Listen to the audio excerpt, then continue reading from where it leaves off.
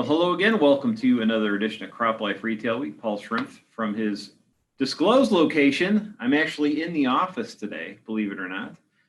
Yes, I see that, Paul. Very nice. Basking in the glow of a sunny day by my window here, still makes me feel a little wistful coming back, I mean, the last time I was here, I had a great interview and I burst out the door almost ready to go, tell somebody like you, and what a great interview it was. It's like, oh, there's nobody here.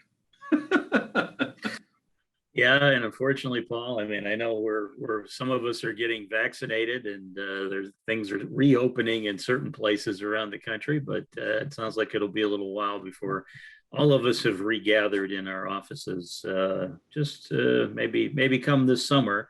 I know I did get some positive vibes, if you will, and I got an email this morning from the Ohio Agribusiness Association saying it was doing some event at the Farm Science Review, which is supposed to take place towards the end of September, just outside of Columbus, Ohio. So they're planning for a live event then. So fingers crossed, come summertime, we actually may be back out on the road, seeing people and attending trade shows, perhaps.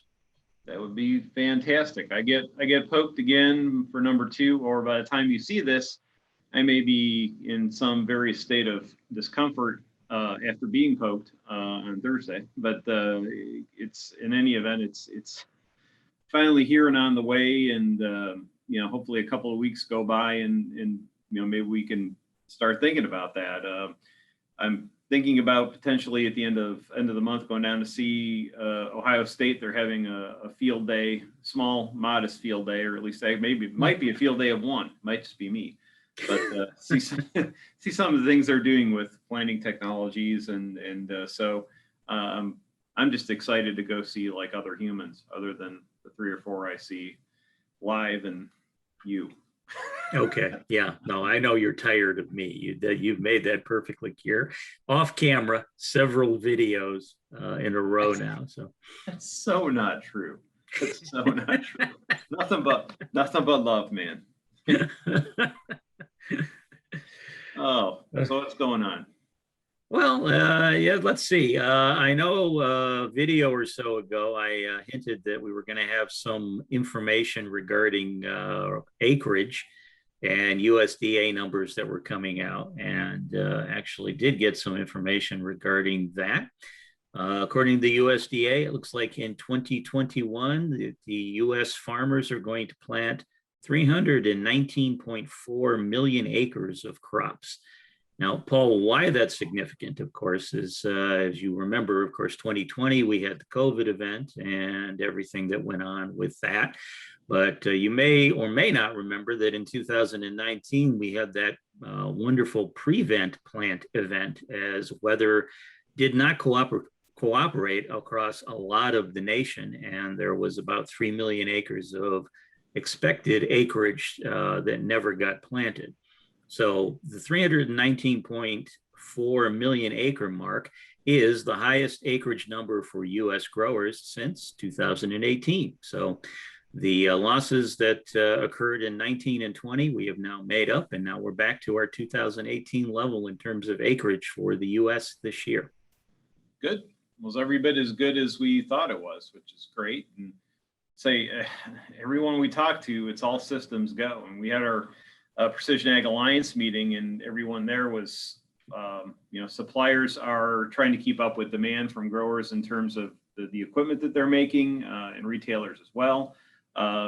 Getting parts for service is a little bit of a challenge. I think no one really saw this kind of demand coming, at least soon enough to anticipate everything. That includes crop protection and other things as well. But it's as we say around here, it's a good problem to have. Amen. And and along those lines, Paul, of course, our viewers are probably wondering, all right, that's total acreage, includes everything, but what about corn and soybeans? So, all right, I got some numbers on that too. I know we've been noting the fact that in the last couple of weeks, because of buying by China and other countries around the world, that Soybean prices have gone up over $14 per bushel, which is their highest number in a couple of years. And that corn was doing well as well. And when we got some numbers here, according to USDA, it looks like corn acreage is going to be up about 1% from 2020 to 91.1 million acres. But more significantly for soybeans, that's going to be up 5%, 87.6 million acres of soybeans expected to be planted here in 2021. So again, those numbers have moved up pretty significantly for soybeans, just a little bit for corn. But again, both crops are in demand. Prices are going up. So growers should be happy here this year if things hold for the rest of the year. No, more excellent news. Love it. Yeah, well, I guess you've got some news, to share with our viewers as well. Well, we got a press release. By the time this video comes out, it'll be out. But Alexander Reichert over at AgVend dropped us a note saying that about the addition of grain capabilities to the AgVend platform, and they're trying to build on as many capabilities for the retailer to use as his grower experience. And again, that's a white label product that a retailer can buy into and use to get the grower the information they want about their fields and their accounts. And now they're adding grain to it as well and working on the back channels to get software tied into that, get the software linked in so it can be used by retailers.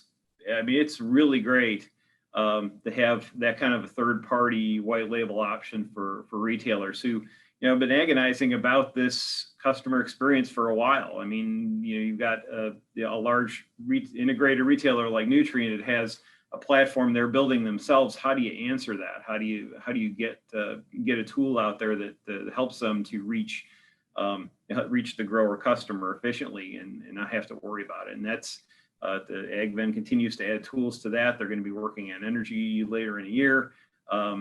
So they're continuing to add those clients in, and talking to him, he's going to be doing a lot of traveling real soon to out and see clients and get this thing moving. So I think it's a really strong program. Very good. That's good to hear. So yeah, we'll be if you're interested in more information on that, check out our website. I'm sure we'll have something up by this time the video appears. And if you want more information, then reach out and we'll maybe act as a go-between and get you in touch with the right people. So, sure. So you have anything else, sir? Well, yeah, actually, a few videos ago, we mentioned, of course, that the longtime head of our Illinois Fertilizer and Chemical Association, Gene Payne, had retired officially at the end of March, and mentioned that Kevin Johnson, who goes by KJ as his first name, I guess, is going to be the interim president. So KJ sent out a note to folks this morning, as we're recording this morning, basically saying he's looking forward to working with IFCA on current agronomic practices such as pesticide stewardship, 4Rs, the nutrient loss reduction strategy, and as well as continuing to be the leading voice for ag input industry in Washington, D.C. and Springfield, Illinois, the capital of the state. So again, welcome aboard, KJ. Look forward to dealing with you, and maybe fingers crossed we'll get an interview with you on video here in the next couple of weeks, so you can introduce yourself to all our viewers and everyone who doesn't necessarily know you in person. Yeah, well, that old Chinese blessing curse, may you live in interesting times, certainly will apply to what he's walking into with everything that's going on, all the issues that are sort of wrapping up and in the middle, and then you've got carbon and all the other things that folks want to know about on the other side of this pandemic. It's got a lot on his plate, and it's we wish him all the best of luck and offer any support we can. Yes, amen to that. So I think that's about all I have this week, Paul, unless you have anything else to add. Well, I just wanted to throw one other thing out. I was perusing some, every once in a while we get these ag technology stories up that pop up, and also doing some digging around. I saw Forbes did something on a company, not a new company. They've been around for 4 years, called Guardian Agriculture, and they're in Boston. And they raised $10.5 million for, I always love this, they call it for the crop dusting drone service. I mean, and then of course the first paragraph has to reference Hitchcock, in North by Northwest, and Of course. images of crop. That's like, would it pain you to say aerial application? Would that really be that big a deal to actually call it something other than crop? I mean, when was the last time we actually dusted crops with like crop dust? I mean, I don't know, but I do remember one of my funniest childhood memories was, I don't know if you remember this show called Second City. Used to be on late on Saturday nights, and I remember one time they were doing their own takes of their own take on the Grapes of Wrath. And what was funny about it, of course, is one of the characters was asking Jode, he was going to work for him, and he's like, "Okay, I want you to dust these crops." And he pulled out a feather duster. He said, "Now make sure you don't miss the corners of those leaves. I'm going to be checking." And I remember laughing hysterically at the thought that that's how you would dust crops. You'd actually use a feather duster. So, but again, that was a movie reference dating back to a 1930s picture. So maybe it was 15, 20 years later, you'd be writing about it for a living. That's and I'm not sure why they were. I mean, maybe it is because everybody knows the scene in North by Northwest, and they're like, okay, crop dusting crops where there are no crops to dust. So maybe that's still stuck in enough people's minds that the reference will make sense. I suppose so. But I think I appreciate that it is certainly a growing industry. This particular vision is a specialty crop focused product.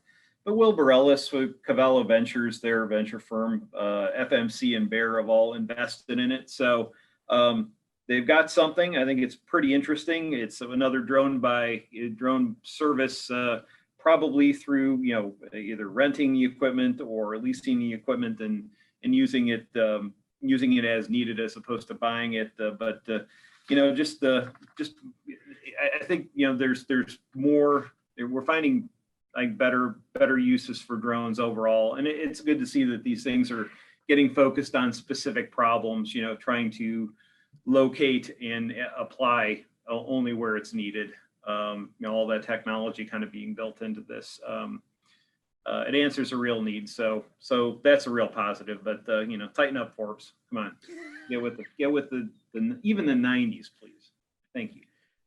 That's all right. I'm sure our friends at the National Crop Dusting Association, Aerial Application Association may have something to say about this. We'll see.